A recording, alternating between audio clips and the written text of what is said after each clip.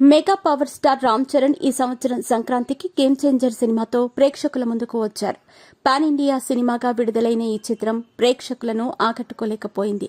శంకర్ దర్శకత్వంలో విఫలమవడంతో ఫ్లాప్ గా నిలిచింది. నిర్మాత దిల్ రాజు ఈ సినిమాను 350 కోట్ల బడ్జెట్తో నిర్మించారు. ఇందులో సగం డబ్బు పాటలకే ఖర్చయింది.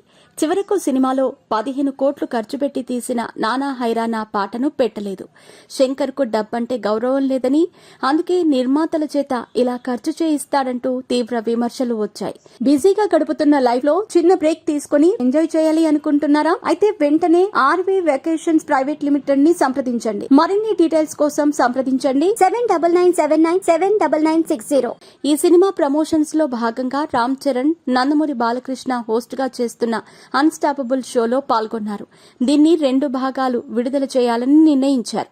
సినిమా సమయంలో మొదటి భాగం విడుదల కాగా రెండో భాగం తాజాగా విడుదలైంది. ఈ సందర్భంగా సినిమా జయాపజయాల గురించి కొన్ని కామెంట్స్ చేశారు. ఇవి వైరల్ అవుతున్నాయి. కార్యక్రమంలో భాగంగా బాలయ్య చెర్రీని ఫెయిల్యూర్ వస్తే వాటిని ఎలా తీసుకుంటావు అని అడుగుతారు. అందుకు రామ్ చరణ్ బదులిస్తూ, జీవితంలో మనకు ఎదురయ్యే ప్రతి సందర్భం ఒక పాఠ నేర్పుతుందని, అందులో తప్పులను గుర్తించి వాటిని సరిచేసుకుని ముందుకు వెళుతుండాలని అన్నాడు. అయితే ఆ తప్పులు మళ్లీ జరగకుండా చూసుకోవాల్సిన బాధ్యత మనపైనే ఉంటుందన్నాడు. మిగిలిన అన్నింటికీ కాలమే సమాధానం చెబుతుందని రామ్ చరణ్ అన్నారు. పరాజయం ఎదురైనప్పుడు ఈ సంవత్సరం మనది కాదు అనే భావనతో ఉండాలి అని అన్నారు. ఎవరు ఏది అన్నా ప్రతి విషయానికి స్పందించకూడదని, సమాధానం ఇవ్వకూడదని, మనకు కూడా టైం వస్తుందని, అప్పటి వరకు ఎదురు చూడటం మినహా చేయగలిగేది ఏదీ ఉండదని అన్నారు.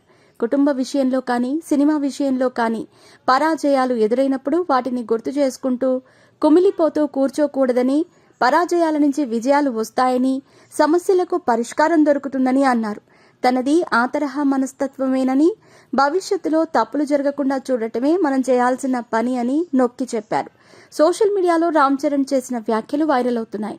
అభిమానులు వీటిని అనేక రకాల అంశాలకు అన్వయించుకుంటున్నారు.